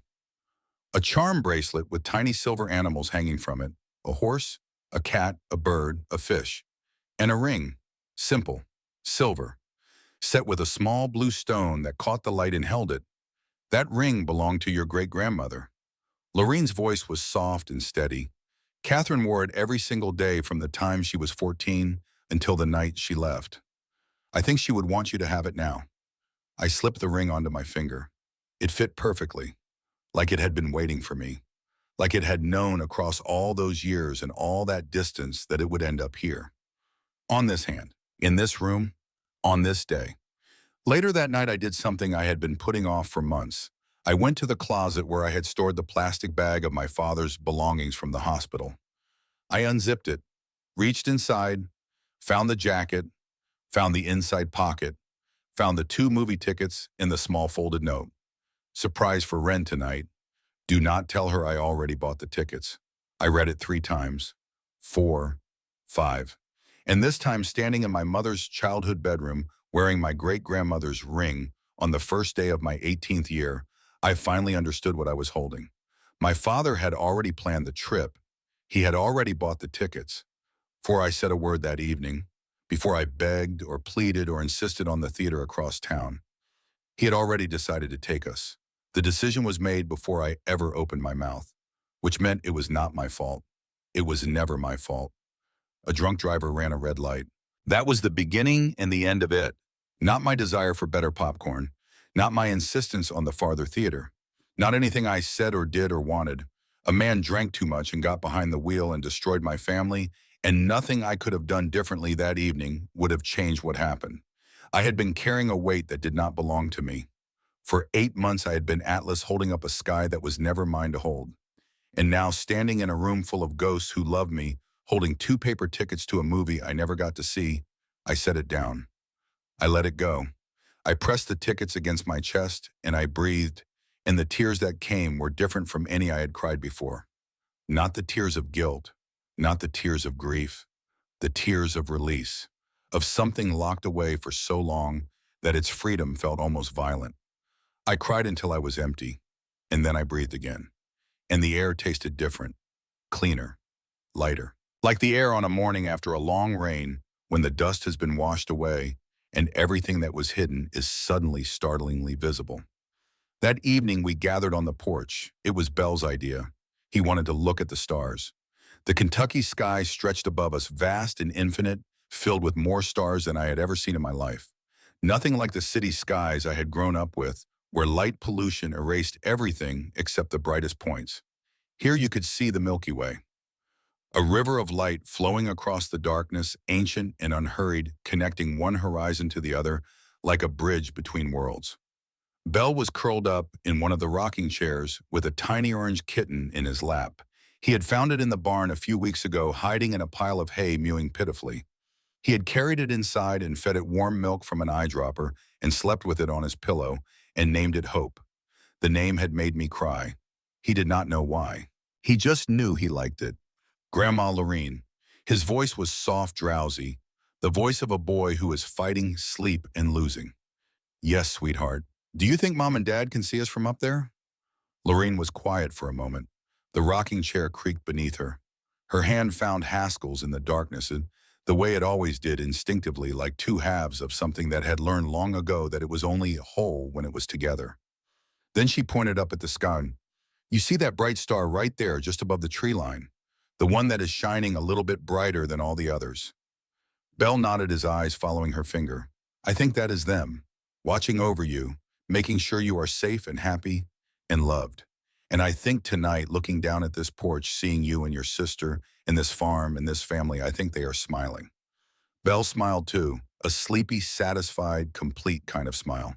He snuggled deeper into the chair, pulling Hope against his chest. The kitten purred. I am glad those foster families did not keep us, he murmured, his eyes closing. If they had, we never would have found you.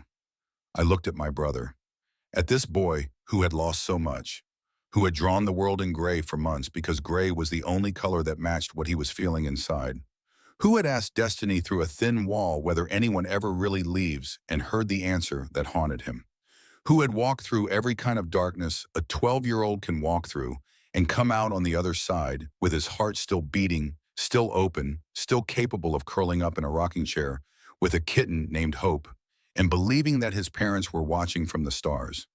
He was right. All those rejections, all those families who said no, all those months of waiting and hoping and being disappointed, they were not punishments. They were not proof that I was cursed. They were the path, the only path that led here, to this porch, to this family, to this moment. Haskell's voice broke the silence, low and rough and full of something that sounded like the beginning of wisdom, the kind that only comes from having lived long enough to see the shape of your own story from a distance. You know, I spent a long time running, looking over my shoulder, afraid that every day might be the last day before it all fell apart. He was looking out at the fields, silver and blue in the moonlight, the same fields his great-grandfather had worked, the same fields his daughter had ridden through, on a motorcycle with her hair flying behind her.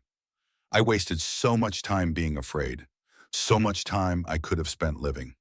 He turned to look at me. His eyes in the starlight were the clearest I had ever seen them. Do not make that mistake, Ren. Whatever happens in your life, however much you have lost, however much you think you still have to lose, do not waste it on fear. Take the chances. Say the things you need to say. Love the people who matter to you while you still can, because you never know how much time you have. Nobody does. I looked at Lorene, at the woman who had written hundreds of letters to a daughter who never received them, who had baked birthday cakes for someone who was not there to eat them, who had spent 20 years running from a crime she committed for love, and who was sitting now on her own porch in her own home, free at last, with her grandchildren beside her and the stars above her, and no more running left to do. I looked at Haskell, at the man who had burned a car on a dark road to save his daughter, who had spent 2 decades carrying the weight of that choice, who had fixed a motorcycle and mended fences and taught me to read the weather, and who called me sweetheart in a voice that made the words sound like a prayer. I looked at Bell, already asleep, hope purring on his chest, his face peaceful in a way it had not been peaceful for a very long time. And I looked up at the stars, at the Kentucky sky, endless and ancient, full of light that had traveled millions of years to reach this exact spot on this exact night. Light that did not care about statutes of limitations or newspaper clippings or the terrible things that people do to each other. Light that just kept coming, patient and steady and eternal, the way love does when it is real. I am home, I whispered. Lorene smiled at me in the darkness. Her hand reached over and found mine, and she squeezed it once gently. Yes, sweetheart, you are. We sat together on the porch for a long time after that, not talking, just being. 4 people and 1 small orange kitten together on a wraparound porch in Harrison County, Kentucky, underneath a sky full of stars.